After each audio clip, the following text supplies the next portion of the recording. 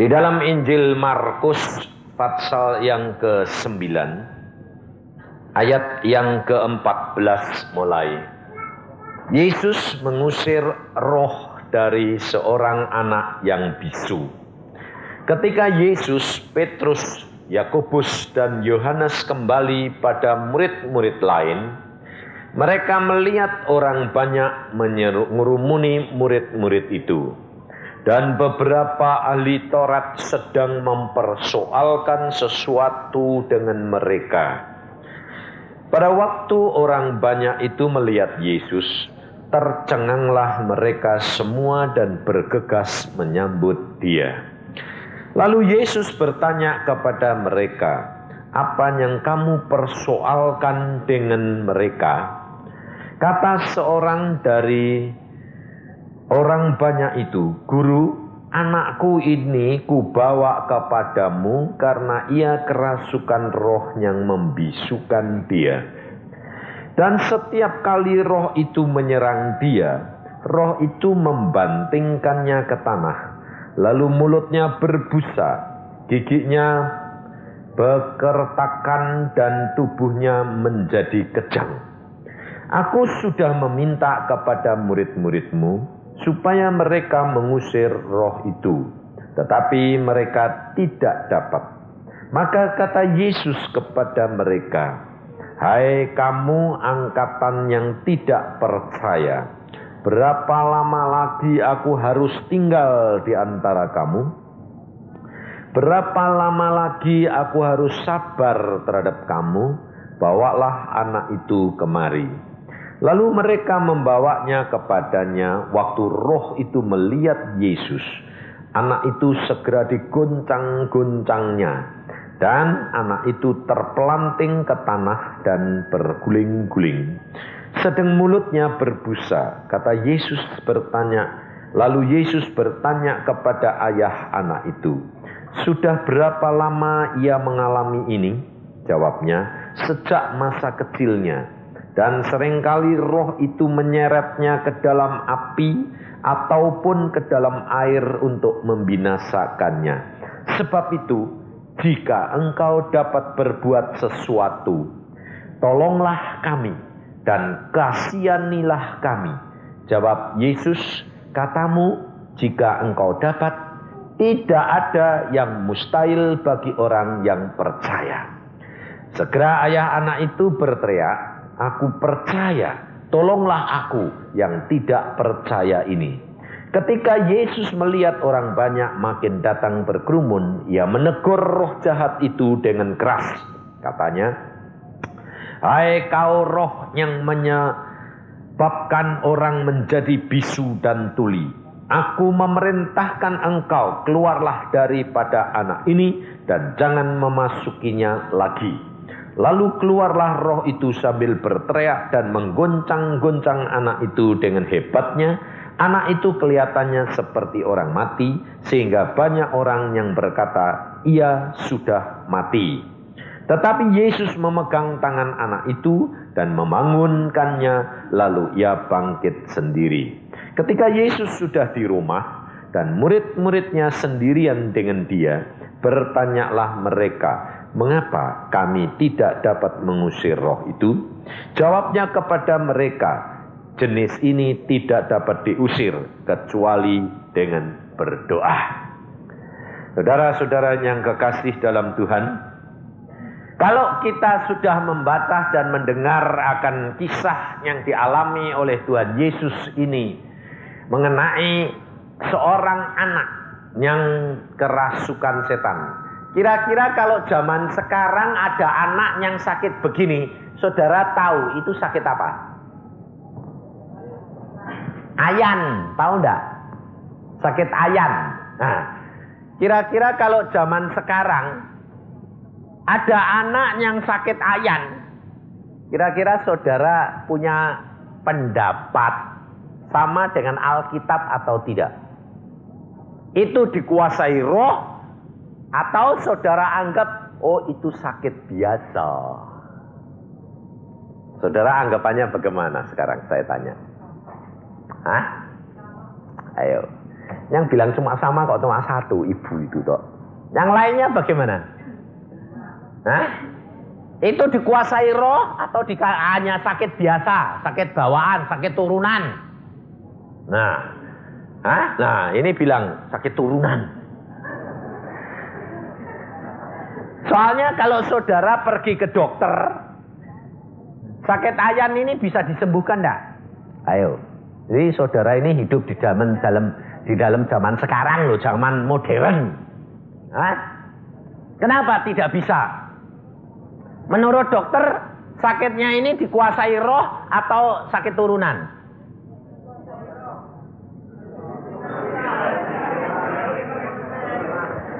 Menurut dokter sakit turunan. Jadi tidak bisa disembuhkan. Tapi menurut Alkitab itu dikuasai oleh. Nah, sekarang kamu jadi orang Kristen berdiri di antara ilmu pengetahuan atau Alkitab? Hah? Alkitab. Baik. Konsekuen ya. Kalau saudara berdiri di atas Alkitab, sekarang saya tanya, mengapa saudara tidak dapat menyembuhkan mereka?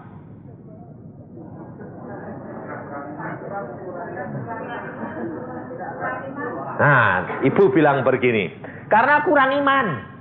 Jadi ngaku. Kalau saudara ini tidak punya iman. Jadi orang Kristen ternyata tidak punya iman.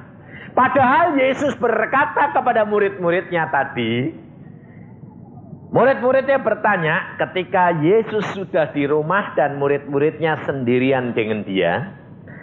Bertanyalah mereka, mengapa kami tidak dapat mengusir roh itu? Jadi murid-murid Tuhan Yesus ini sudah nyoba belum? Sudah, tapi tidak bisa. Sebab apa? Yesus tidak berdoa. Sekarang saya tanya, saudara kalau menghadapi penyakit kayak gitu, saudara mau ngusir sembahyang dulu dah? Sembahyang. Apa berani kamu ketemu terus langsung bilang, setan pergi? Kamu yang malah lari sama setan ini nanti. Saudara tahu bahwa saudara juga saya yakin sudah sembahyang. Pasti toh. Tetapi apa jawaban Yesus? Jenis ini tidak dapat diusir kecuali dengan berdoa. Nah, mengapa jawaban Yesus kok aneh? Padahal saudara sendiri kalau menghadapi kenyataan situ, saudara sudah berdoa. Tapi setannya tidak keluar. Ternyata orangnya sakit terus tuh. Betul tak? Makanya kamu, saudara menjadi orang Kristen tidak dapat menjadi saksi. Karena apa? Saudara tidak dapat membuktikan bahwa Alkitab ini masih tetap sama dan tidak pernah berubah. Saudara perhatikan. Yesus pada waktu dia di dalam dunia, Yesus ini manusia biasa atau Allah? Hah? Manusia biasa seperti saudara dan saya. Mengapa? Karena Yesus di dalamnya ada Roh Kudus, saudara dan saya di dalammu ada juga Roh Kudus. Ada tak? Kenapa bedanya saudara sama Yesus? Ayo, di mana letaknya? Sebab letaknya di sini. Yesus berkata bahwa jenis ini tidak dapat dikeluarkan hanya dengan doa. Artinya, karena roh itu, jahat itu yang menguasai orang itu, hanya dapat diusir oleh roh juga. Ngerti enggak? Jadi tidak dapat engkau usir dia secara jasmani. Tetapi kamu dapat mengusir roh itu kalau roh itu kalah kuat oleh roh yang lain.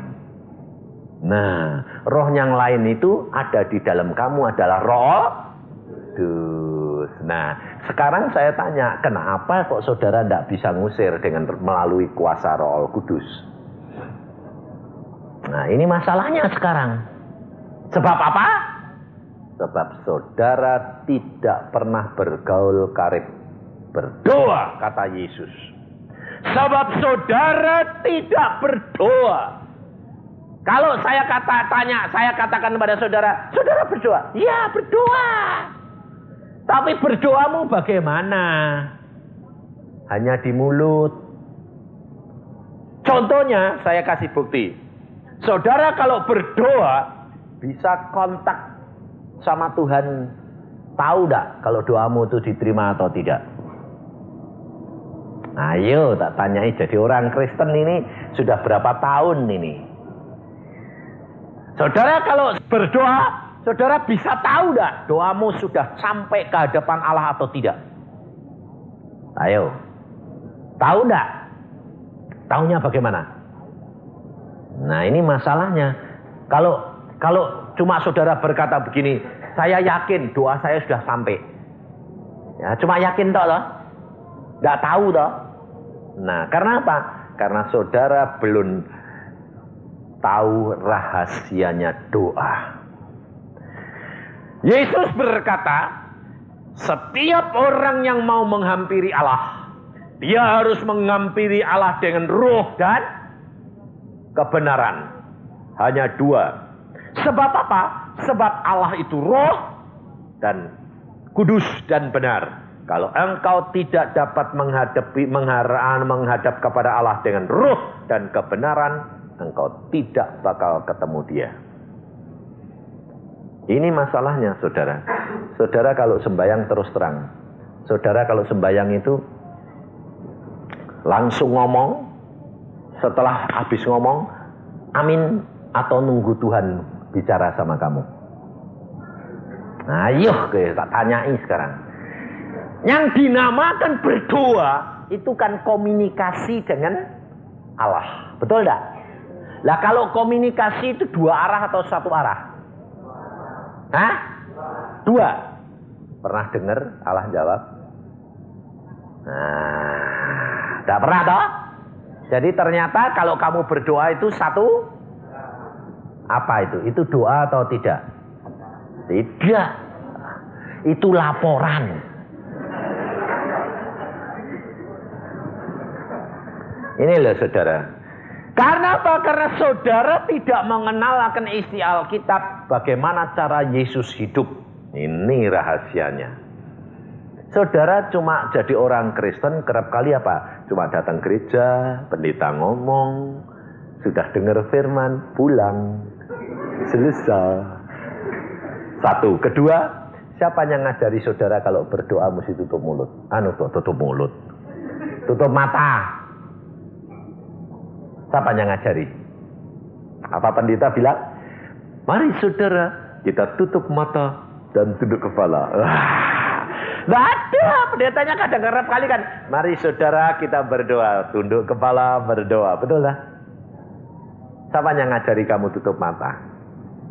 Soalnya apa? Sebabnya Anda diajar dari kecil, mulai sekolah minggu, kalau sembahyang suruh tutup mata, betul lah? Soalnya apa? Kalau buka matanya lihat sana lihat sini. Lalu doanya ini tidak dapat terarah. Lebih-lebih anak muda, laki-laki ini. Kalau lihat ada perempuan yang cantik, matanya leleng. Nah, itu sembayangnya sembayang apa? Maka dari itu saudara perhatikan, kehidupan kekristenan ini bukan perkara-perkara daging, tapi adalah perkara-perkara roh, saudara tahu. Saya pernah diberi penglihatan oleh Tuhan bahwa doa orang Kristen itu semua masuk di meja Tuhan. Saya lihat sendiri mejanya itu. Mejanya itu tidak seperti meja biasa. Mejanya itu seperti dari marmer tapi kayak berlian tebalnya segini. Besar. Saya bilang, wah belum pernah ada meja seperti ini Tuhan. Loh, Tuhan berkata, ini di surga bukan di dunia. Segala keindahan di sini adalah batu permata dan pualam. Luar biasa. Dan setiap doa orang Kristen itu masuk. Tetapi ternyata dibagi tiga sama Tuhan. Di sini, sama di sini. Yang di sini itu doanya orang Kristen yang ditangguhkan, tidak langsung dijawab. Yang di tengah itu doanya orang Kristen yang segera dijawab, dan yang di sini itu doanya orang Kristen yang ditolak. Tidak pernah dilihat sama Tuhan. Karena apa? Doanya salah. Karena apa? Doanya itu laporan. Seperti yang saudara itu berdoa. Ya Tuhan Allah Bapa kami yang di surga, Allah yang suci kudus, ampuni aku orang dosa. Amin. Biji. Betul enggak? Pernah saudara berdoa begini? Tuhan, saudara kalau berdoa harusnya ada tahapnya. Satu, mengaku dosa lebih dahulu. Tuhan ampuni aku orang berdosa yang banyak berbuat salah. Tetapi aku mengucap syukur karena aku punya juru selamat Yesus Tuhan. Dan aku boleh datang kepadamu karena anugerah Yesus. Nah, kamu boleh punya hak. Sebab engkau menghampiri Allah harus melalui kebenaran, melalui Yesus. Yesus berkata, akulah jalan kebenaran dan hidup. Jadi engkau harus melalui Yesus. Dengan kebenaran, engkau menghampiri Allah dengan roh. Roh siapa? Roh Kudus. Nah, roh kita dan roh Kudus ini menghampiri Allah. Setelah kita melalui kebenaran Yesus, baru kita mulai berbicara dengan Allah. Nah, saudara kalau berdoa itu karena satu arah. Kenapa? Karena saudara tidak tahu belajar dari Yesus. Dia perhatikan, Yesus kalau berdoa pada waktu dia menghadapi Lazarus yang mati, doanya bagaimana? Dia ngomongnya apa? Ya Bapak, aku tahu Bapak, Engkau selalu mendengar akan doaku dan permohonanku. Tetapi karena ada orang banyak di sini supaya mereka percaya bahwa Engkau yang mengutus aku sekarang bertindak dalam namamu. Lazarus keluar. Jadi saudara tahu, Yesus itu kalau berdoa sama bapaknya itu seperti anak menghadap kepada orang tuanya. Betul tidak? Tapi saudara kalau menghadap Yesus Tuhan Allahmu seperti anak menghadap bapak, atau seperti orang berdosa, seperti pengemis menghadap tuannya. Contohnya, seorang pengemis itu kalau datang sama orang minta uang, apa pertama? Ngomongannya apa? Den, ini bahasa di sananya itu Jawa. Den, itu Tuan, kasihani saya sih Tuan. Gitu dah. Lalu kasihani dulu dah. Tuan, kasihani saya sih Tuan. Saya orang tidak mampu. Aku orang yang perlu. Tuan, biar Allah memberkati Tuan. Betul dah? Minta dah. Kamu kalau datang sama Tuhan bagaimana? Tuhan, Engkau Allah yang maha kuasa. Ampuni aku, kasihani aku orang dosa ya Tuhan. Berkati aku ya Tuhan. Persis enggak? Hah? Persis enggak? Persis tak? Nah, setiap pagi datang kepada Yesus, siang datang, sore mau tidur datang, doanya tetap sama. Itu permintaan jembel atau permintaan anak. Sekarang kalau anakmu datang sama kamu, setiap kali datang sama bapaknya mau bayar uang sekolah, Bapak yang baik, kasihani saya sih Pak, Bapak bayar sekolah ya Pak, mau minta jajan ya Pak. Kira-kira malah dikasih apa? Dikasih keplok. Nah, saudara tahu mengapa engkau selalu merasa orang dosa, orang yang perlu dikasihani? Sebab engkau tidak sadar bahwa hidup saudara sudah ditebus oleh Yesus dan engkau menjadi anak Yesus. Diangkat menjadi anak, punya hak waris. Kalau engkau hidup di dalam kebenaran, engkau hidup di dalam firman-Nya. Yesus berkata, kalau engkau hidup di dalam aku dan firman-Ku di dalam kamu, minta apa saja aku akan berikan kepadamu. Betul tidak? Kenapa engkau selalu minta belas kasihan? Karena saudara tidak mengenal firman Tuhan.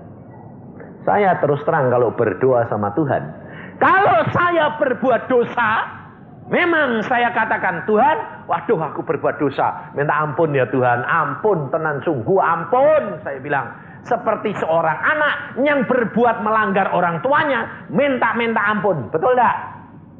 Itu betul. Tapi kalau anak ini berbuat benar, apakah dia selalu datang minta ampun? Kalau butuh apa-apa dia bilang, Papa minta duit. Ngomong gitu toh. Papa minta jajan, gitu toh. Masuk ngomongnya bilang, kasihani saya Papa, kasihani ya Papa. Tidak pernah. Nah ini saudara tidak mengenal.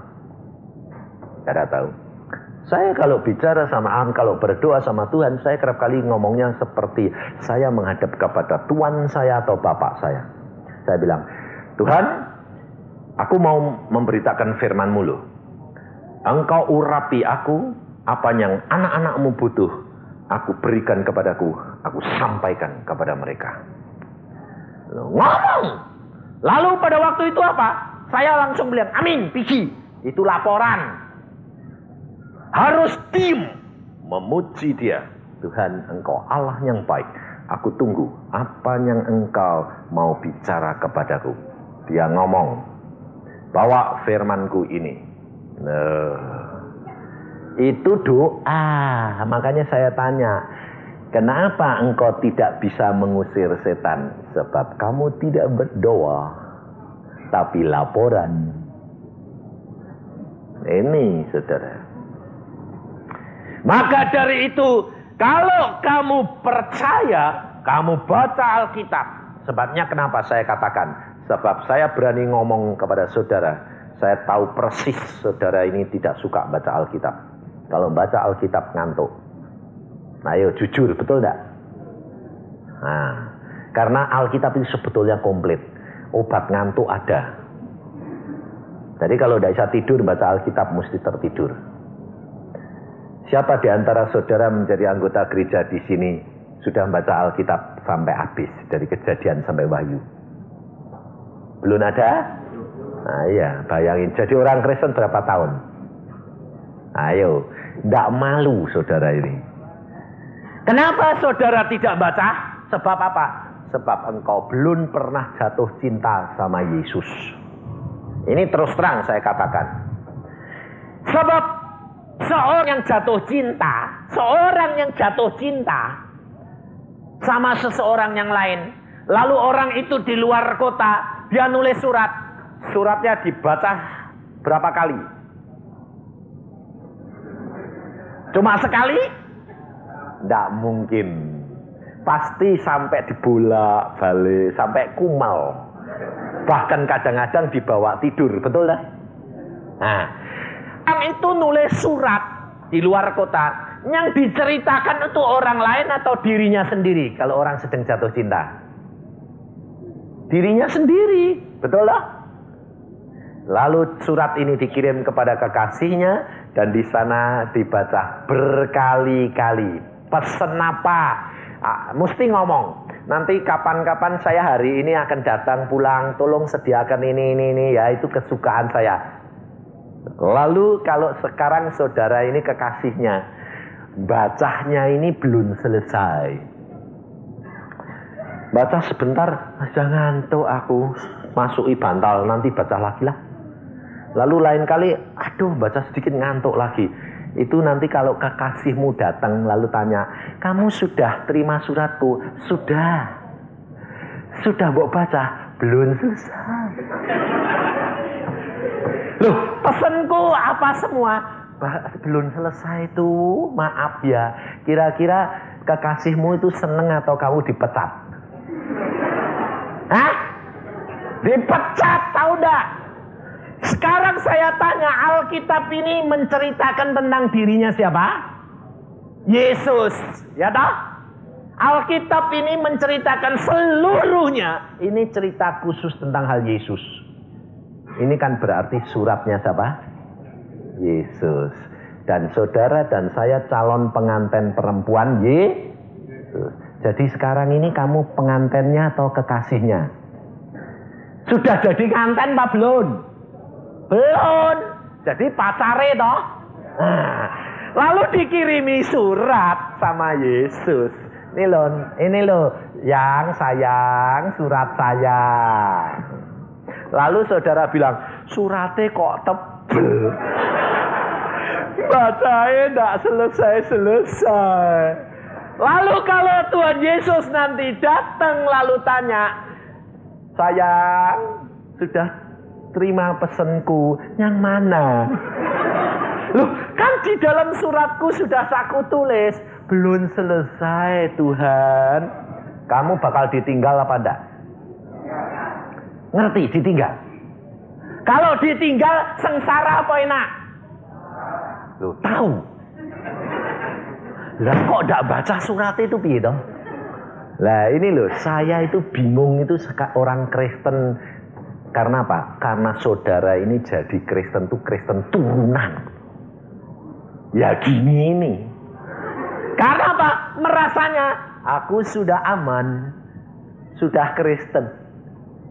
KTP-nya ditulis Kristen. Saudara masuk surga ndak KTP-KTP-nan, percaya ndak? Ndak ditanya nanti, kamu mau bawa apa? Ada seorang mau masuk surga, ditanyai sama malaikat. Hai manusia, kamu mau kemana? Mau ke surga. Apa yang kamu bawa? Terus bilang apa? Aku Kristen. Nggak ada. Aku anggota gereja Protestan Bali. Nggak ada di sini. Aku orang Mantekosta. Nggak ada di sini. Bayangin. Yang ada adalah orang yang menjadi pelaku firman. Yang ada hanya orang yang menjadi pelaku firman. Sebab Tuhan Yesus berkata, apa gunanya engkau panggil aku Tuhan, Tuhan, tapi engkau tidak melakukan firman-Ku. Betul enggak? Dan bagaimana saudara mau melakukan firman? Wong enggak pernah baca. Yang dilakukan apa? Ayo, sadar enggak sekarang? Bahwa saudara sebetulnya perlu baca Alkitab. Betul enggak?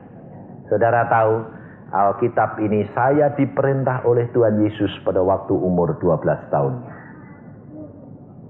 Pada waktu saya masih berumur 12 tahun, Tuhan berkata kepada saya, baca Alkitab dari Kejadian sampai Wahyu setiap hari 4 pasal.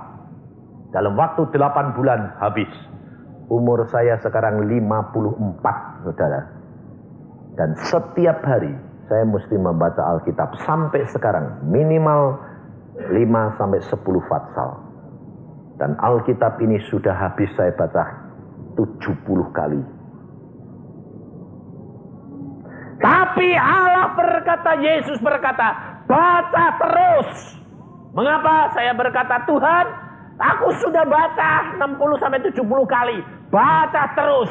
Kenapa? Karena dengan membaca maka engkau akan lebih mengenal aku dan akrab dengan aku. Watak dan perangaiku, apa yang aku suka, engkau tahu dan engkau lakukan. Itu yang menyebabkan apa saja yang engkau minta, aku berikan kepadamu. Sebab Alkitab sudah berkata, Yesus sendiri sudah berjanji, jikalau engkau di dalam aku, engkau di dalam Yesus, dan firman-Ku di dalam kamu, minta apa saja, engkau akan diberikan. Makanya kenapa saudara menjadi orang Kristen, kalau minta-minta tidak pernah diberi. Kenapa? Karena engkau tidak pernah membaca firman-Nya. Firman-Nya tidak ada di dalam kamu, dan kamu tidak hidup di dalam kebenaran Dia. Karena apa? Bagaimana kamu hidup di dalam kebenarannya? Kamu tidak tahu baca firman-Nya. Maka dari itu banyak orang Kristen dibuat permainan sama setan. Orang ada kerasukan setan, tidak bisa ngusir. Sebab apa? Sebab mereka tidak tahu isinya firman. Dia tidak tahu berdoa. Dia tidak punya kuasa. Karena Roh Kudus tidak menyatakan dirinya dalam diri engkau. Maka dari itu saudara, engkau harus belajar.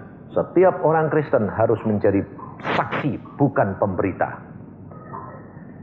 Kira-kira kalau orang tidak bisa tidur 8 tahun, tidak bisa menutup mata tidur itu 8 tahun. Lalu sampai saya heran. Lalu kalau ibu sampai malam jam 12 sampai jam 6 tuh apa yang dikerjain? Ya jalan-jalan, ya ngerjain itu Pak, wong tidak bisa tidur. Lah tidak tiduran sebentar itu tidak kuat. Sebabnya apa? Tidak bisa tidur Pak. Matanya itu melotot terus. Lalu saya bilang, ini kok aneh, ini mesti tidak normal. Sudah ke dokter? Sudah Pak, dikasih obat tidur pun tidak bisa tidur. Akhirnya saya doakan, lalu saya mau doa, saya mau nutup mata. Tuhan bicara sama saya dalam hati, jangan tutup mata. Oh ya. Lalu saya melek, saya mau tumpangin tangan, saya mau berdoa. Mari kita berdoa. Dalam nama Tuhan Yesus. Tangan saya belum nempel. Tangannya dia namper saya. Lah kalau saya tadi itu tutup mata, pasti mak keplok dah. Untungnya Tuhan berkata jangan tutup mata. Mau bet. Oh saya tahu. Setan. Ternyata orang perempuan ini dikuasai setan. Langsung kira-kira kalau ada gitu, lalu anak-anak Tuhan kan biasanya kan boom, semua ikut dalam nama Yesus, dalam nama Yesus. Kan turut, saudara tahu, dipegangi, ternyata ibu ini kekuatannya luar biasa. Dipegangi laki-laki 3-4 dibanting semuanya. Matanya melotot, saya diemin saja. Toh dia tidak ganggu saya diemin. Saya berdoa terus, Tuhan, apa yang saya harus lakukan? Tuhan tidak jawab, saya ya diem. Tapi ibu-ibu lain, wah dalam nama Yesus, dalam nama Yesus. Sampai 2 jam, belum keluar setane. Akhirnya kan ibu-ibu ini pulang, karena apa? Lah ditunggu suami nih, tidak masak engkau. Satu-satu pulang, tir pulang. Lama-lama habis. Lalu ada 2 laki-laki bilang gini, Pak Yusa, ini diapain? Saya bilang diemin. Dia mau bunuh diri. Dia berkata aku bunuh diri. Nah, lalu dia mau lari ke dapur ngambil pisau. Lalu karena orang-orang ini takut dipegangi terus, saya bilang, kamu pegangi, kamu kan berarti kuat-kuatan sama setan, betul enggak? Saya bilang, Tuhan berkata kepada saya, lepaskan. Loh, nanti kalau dilepas ini ngambil pisau, bunuh diri. Lah ya biar, saya bilang. Pak Yusa tanggung jawab. Iya, lepaskan, dilepaskan. Setelah dilepaskan, orang perempuan ini bangkun, lari ke dapur, mau ngambil. Kalau Tuhan bilang biarin. Akhirnya mau sampai di situ, saudara tahu apa terjadi?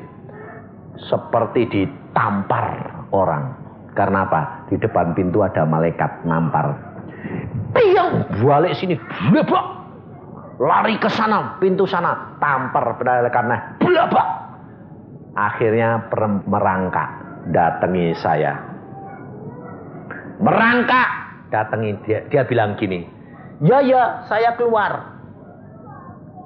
Tolong kasih tahu jalannya. Saya bilang, kamu tidak usah nipu saya. Kamu bisa masuk, masa ada. Ya, saya mau keluar. Sudah sana keluar, saya bilang. Lalu apa saya tanya? Kamu ini siapa toh? Saya bilang, saya roh maut. Kamu asalmu dari mana? Saya diperintah oleh suaminya orang di Lampung. Suruh apa kamu? Suruh membunuh istrinya ini. Kenapa? Sebab suaminya kepingin warisannya. Saudara tahu. Demikian jahat suaminya. Istrinya mau dibunuh supaya warisannya jatuh dia. Anaknya itu lihat. Ibunya kelesetan kayak dirasuk setan. Dan pada waktu itu saya katakan, dalam nama Yesus. Dia berteriak keras seperti anak ini yang diusir Yesus. Kelejetan dia bilang, iya aku keluar, cepat keluar. Iya, terus seperti orang mati. Langsung saya pegang tangannya, saya kata, nama Tuhan Yesus, bangkit, bangkit. Dan saya katakan, sejak saat ini kamu bisa tidur. Jangan khawatir, Ki. Sejak saat itu sudah bisa tidur. Saudara tahu? Kehidupan kekristenan, saudara harus belajar dari Yesus pribadi. Kalau engkau tidak belajar dari Yesus melalui Alkitab, saudara baca firman Tuhan, saudara tidak akan dapat menjadi orang Kristen yang benar. Saudara tidak mempunyai iman, sebab firman Tuhan berkata, iman timbul karena membaca firman Tuhan. Karena engkau membaca firman Tuhan, maka kamu punya pikiran oleh firman, dan pikiranmu menjadi pikirannya Yesus. Contohnya, saya kasih tahu. Seorang anak kecil, saudara punya anak. Tapi tiap hari dia ikut pembantumu, sustermu atau pembantumu ngomong sama, melihat sustermu, bergaul dengan sustermu lebih daripada bergaulnya. Kira-kira omongannya dan sifatnya memper susternya atau memper anak mamai. Karena setiap hari dia dengar perkataan susteri, betul tidak? Kalau engkau menjadi anak Yesus, setiap hari baca Alkitab, hati pikiranmu dengar firman, engkau punya sifat seperti Yesus atau tidak? Ya, tahu. Tapi saudara tidak mau menjadi pelaku firman. Hati-hati kamu. Maka dari itu saudara, setiap hari mulai sekarang baca Alkitabnya banyak.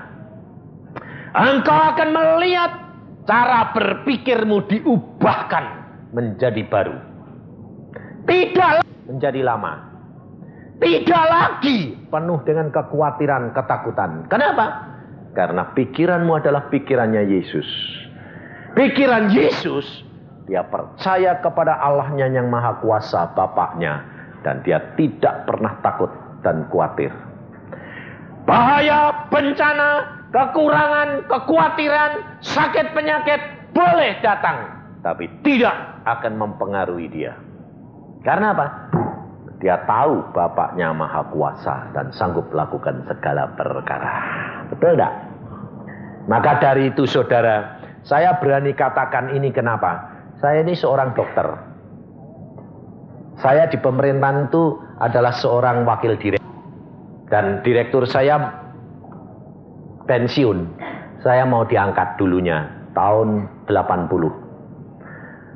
Dan pada waktu itu Tuhan berkata, tutup praktek jadi hambaku.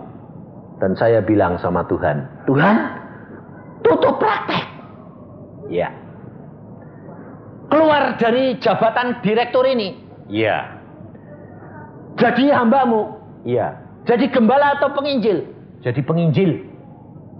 Tidak boleh punya gembala, tidak boleh punya sidang jemaat, tidak boleh. Yang ngasih aku. Nah, kira-kira kalau saudara tidak kenal akan Yesus, ada suara bilang begitu, saudara kira-kira percaya apa enggak? Ayo tak tanyai sekarang kamu. Kira-kira saudara bingung enggak? Setan sih ngomong. Betul enggak? Nah, satu. Kedua, berani enggak ninggalkan prakteknya? Tutup. Tinggalkan direktur. Tidak punya gaji. Berjalan dengan iman. Ayo. Menurut saudara enak mana? Enak jadi dokter atau enak jadi penginjil? Enak jadi direktur toh? Enak jadi dokter toh? Nah, kenapa? Karena saudara belum kenal akan siapa Tuhanmu Yesus. Saudara tahu? Dia berkata kepada saya begini, Papa, jikalau Papa mau jadi penginjil, apakah nanti aku sebagai anak penginjil kalah enggak sama anak dokter yang lain? Saya katakan, kalau kamu kalah, Allahmu malu. Sebab bapakmu adalah hamba raja. Tidak akan kalah dengan dokter yang lain. Kira-kira kalau saudara jadi bapak berani janji gitu? Berani. Kenapa? Belum ada kenyataan duitnya kok. Betul enggak? Saudara tahu anak saya yang bertanya begitu, anak perempuan ini. Sekarang dia sekolah di mana? Di negeri Belanda. Arsitek. 1 bulan dia butuh 1 juta. Saya harus kirim uang kepada dia tiap bulan 1 juta rupiah. Kira-kira kalau saya mikir dan mengkhawatirkan dari mana ya? Sinting enggak? Bisa tidur enggak? Itu belum kebutuhan anak saya yang lain yang di fakultas di Bandung. Belum kebutuhan rumah tangga. 1 bulan saya butuh paling sedikit 2 juta. Mana ada hamba Tuhan gaji 2 juta? Pendeta di sini berapa, Pak? Pendeta di Denpasar berapa? Mana ada pendeta gaji 2 juta? Ada enggak? Enggak ada. Betul toh? Tapi saudara percaya enggak? Saya hamba Allah digaji lebih dari 2 juta sama Yesus. Tidak masuk akal. Itu orang Kristen. Sebab pikiran Allah bukan pikiran kamu. Harusnya begitu toh? Harusnya begitu toh? Tapi nyatanya enggak. Karena apa? Karena saudara tidak membaca Alkitab. Sehingga saudara membatasi kuasa Allah. Kalau saudara menghadapi orang sakit, seperti murid-murid Tuhan Yesus, saudara belum sudah takut kok. Menghadapi orang sakit, coba tak tanyain sekarang. Saudara kalau menghadapi orang sakit, doanya bagaimana? Pasti doanya begini.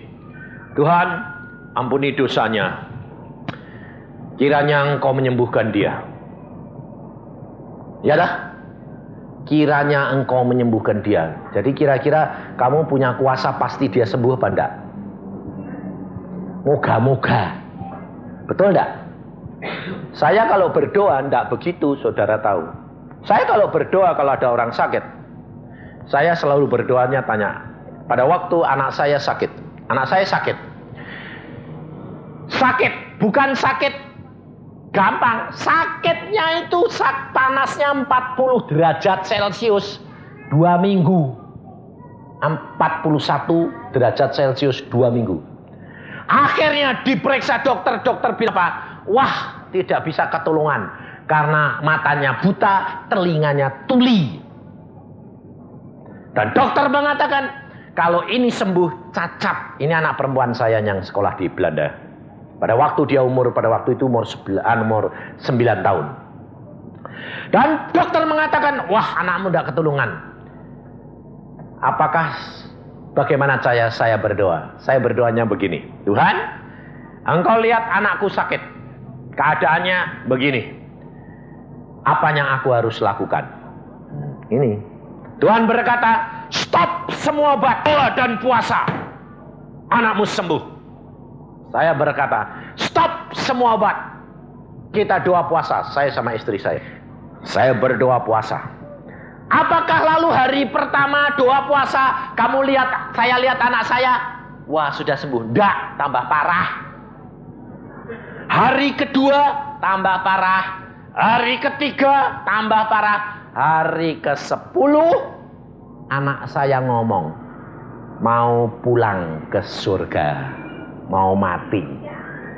Kira-kira kalau saudara jadi ayah ibu dapat gitu lalu bilang apa? Loh, katanya Tuhan suruh doa puasa, kok tambah mau mati?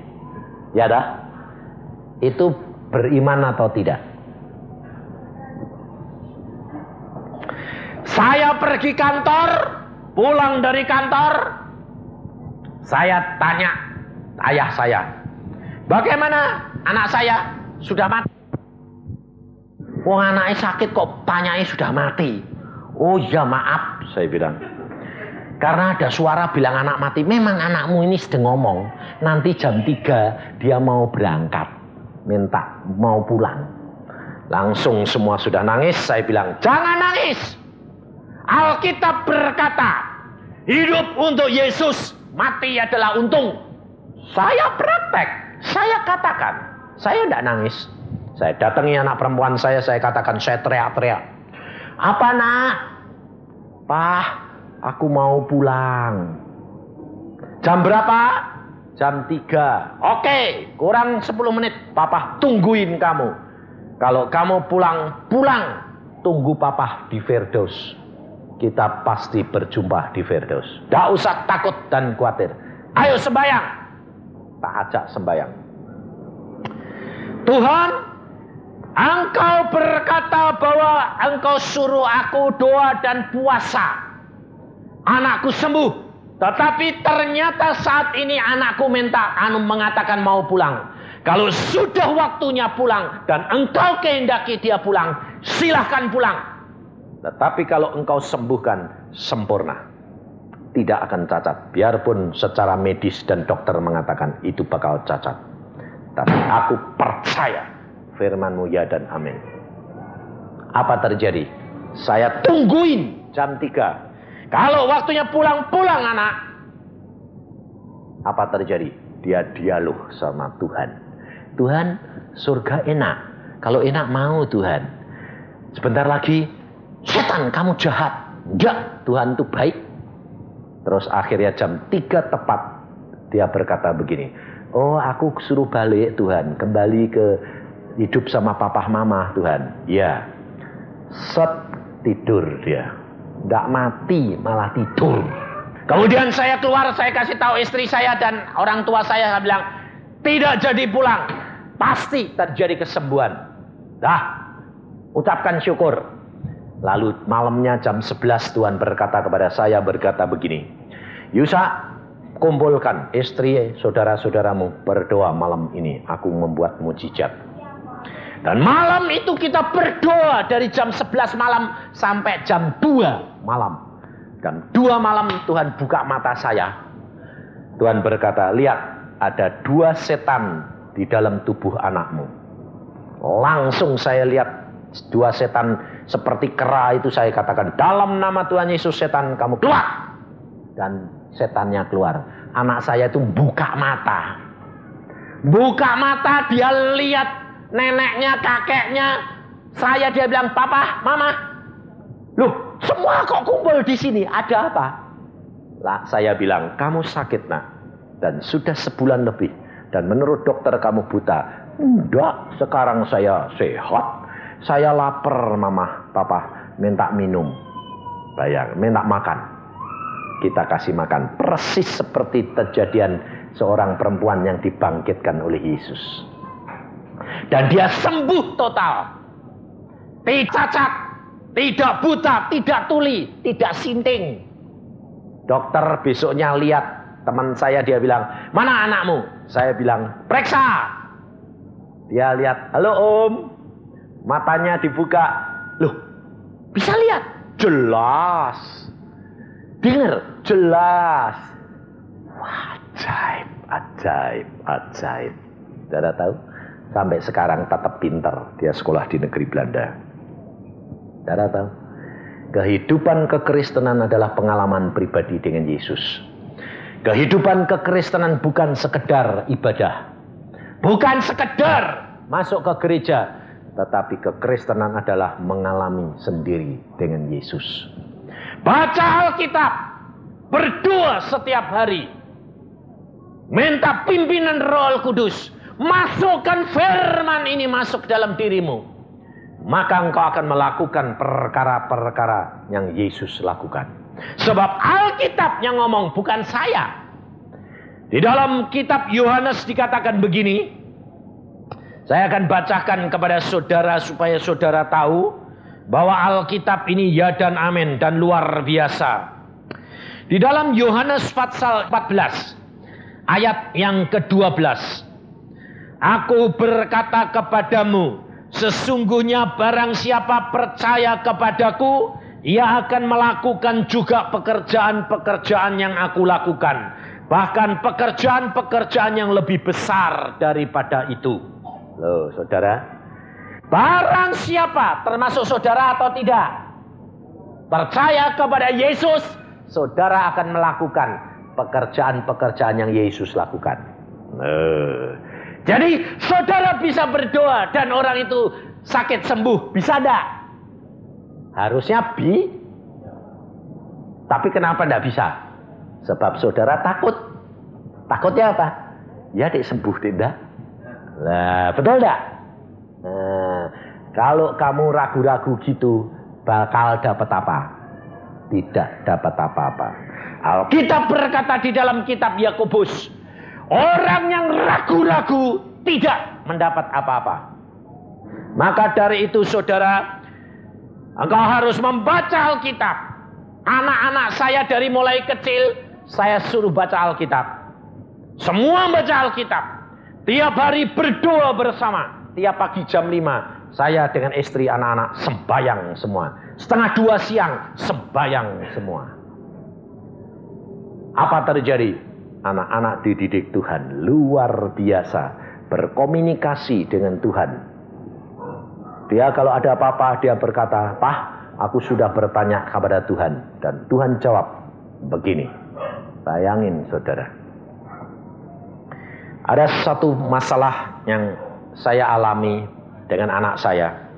Anak saya perempuan ini di negeri Belanda. Ternyata dia nulis surat sama saya begini. "Papa, aku sudah diberi jodoh sama Tuhan. Tapi aku tidak mau kasih tahu papa namanya siapa." Bayangin saudara. Ayo. Papa tanya Tuhan. Kalau memang itu jodohku, papa mesti dikasih tahu namanya sama Tuhan. Dan papa tulis surat sama saya. Kalau itu betul, itu baru jodohku. Kira-kira kalau saudara punya anak gitu, saudara berani enggak? Ayo, diuji. Betul enggak? Papahnya ini benar-benar bisa komunikasi sama Tuhannya atau tidak? Langsung saya nerima surat begitu, saya bilang, wah anak ini kurang ajar, mengetes orang tua ini. Saya berkata, baik kita berdoa. Saya sama istri saya berdoa. Tuhan, siapa jodoh anakku yang kau berikan kepada dia? Tak dijawab. Tidak apa-apa. Saya tahu pada waktunya engkau jawab, Allahku tidak pernah terlambat. Relax. Pada waktu saya mau balas suratnya, setelah 3 hari saya mau balas suratnya, sebab saya mau pergi nginjil lagi, saya mau balas surat. Langsung saya nulis surat. Saya berkata, saya doa, Tuhan, aku ini balas surat anakku, tolong kau beritahukan nama jodohnya anakku siapa. Tuhan ngomong, nama menantumu namanya Paul. Saudara tahu? Saya tulis di surat, nama calon suamimu Paul. Terus saya panggil istri saya. Istri saya itu namanya Kiat. Kiat itu kuat bahasa Jawanya. Saya bilang, Kiat, apa? Aku sudah dikasih tahu calon mantu kita. Siapa namanya? Aku belum mau kasih tahu kamu. Kamu berdoa. Tanya Tuhan. Ngomongan saya. Dia bilang apa? Biarin. Sebentar lagi pasti Tuhan ngomong. Karena kamu sudah mau balas suratnya. Pasti aku dikasih tahu. Dia sedang di kebun ngerawat bunganya. Tuhan ngomong. Nama calon mantumu namanya Paul. Langsung dia masak. Dia masuk ke tempat saya. Dia bilang, aku tahu. Siapa? Paul. Betul. Saudara tahu kehidupan kekristenan itu yang nyata bersama dengan Allah, firman Tuhan ini ya dan amin. Saudara tahu. Dan saya tulis surat, nak, calon suamimu namanya Paul. Sampai di sana dia nulis surat, dia bilang, betul papa, memang Paul namanya. Ini hidup kekristenan yang nyata, saudara. Kalau saudara selama ini tidak ngalami, mengapa? Karena saudara tidak baca Alkitab. Ini adalah suratnya kekasihmu Yesus. Ini surat dia Engkau harus dalami, engkau harus teliti. Apa yang dia pesan, apa yang dia katakan harus masuk ke dalam hatimu. Kalau memang engkau mencintai Yesus. Kalau kamu berkata, tadi nyanyi toh, apa yang terutama di dalam hidup ini, meninggikan nama Yesus. Aku cinta Yesus, aku cinta Yesus. Tapi baca suratnya tidak, munafik. Munafik, saya katakan, makanya banyak orang Kristen itu munafik. Cinta, baca surat aja ndak kok cinta. Maka dari itu saudara harus sadar, malam ini baca firman Tuhan setiap hari. Masukkan, hidupmu mesti berubah. Kau tidak khawatir, kau tidak susah, tidak takut menghadapi masa depan. Apapun yang kamu lakukan diberkati Tuhan. Seorang kekasih yang nurut pasti disayang sama kekasihnya, betul enggak? Apa saja yang minta diberikan. Alkitab berkata, minta akan diberikan kepadamu. Amin. Mari kita berdoa. Tuhan, firman-Mu sudah hamba sampaikan. Dan kalau pada malam hari ini anak-anak-Mu mulai mau membaca firman-Mu. Dan kalau mereka berdoa untuk orang sakit. Kalau mereka berdoa untuk orang lain, hamba mohon Engkau dengar dan Engkau lakukan Tuhan. Sesuai dengan janji-Mu, di mana 2-3 orang berkumpul dalam nama-Mu, Engkau akan hadir di tengah-tengah mereka. Dan apabila mereka menumpangkan tangan kepada orang sakit, dan mereka berdasarkan firman-Mu, maka mereka akan mendapatkan kuasa dan kemampuan untuk mendapatkan kesembuhan. Supaya kehidupan kekristenan anak-anak-Mu ini Tuhan bangun, bangkit, dan mereka mengalami satu kenyataan hidup yang nyata dengan Yesus, bahwa Yesus tidak pernah berubah. Yesus tetap sama dulu, sekarang, dan akan datang. Dan jadikan mereka saksi-saksi-Mu yang hidup dan nyata. Terima kasih Tuhan. Biarlah anak-anak-Mu mengalami secara pribadi dengan Engkau. Karena Engkaulah Allah kami yang luar biasa.